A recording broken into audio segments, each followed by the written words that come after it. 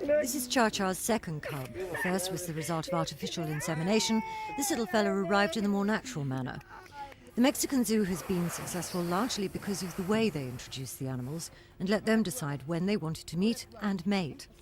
London Zoo's curator of mammals has just got back from Mexico, where he's been taking miles of video and studying the techniques. I think actually what they probably do is they mimic what goes on in the wild. That is, pandas are fairly solitary animals, and so they let them smell each other by moving through the same areas, by crossing on the same areas.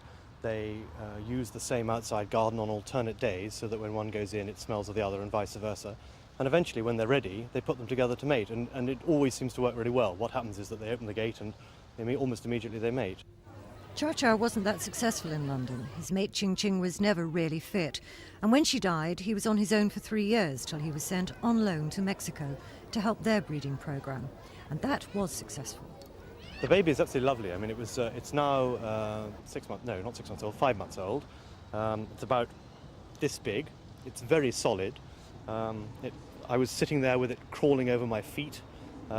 It was just lovely, delightful. As I say, it's a great privilege to be so close to a baby panda.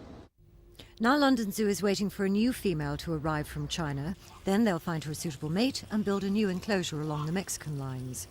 So we should have a panda cub when?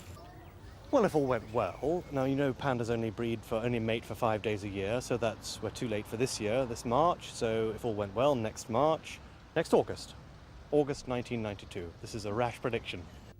Fingers crossed. Trisha Ingram's Thames News.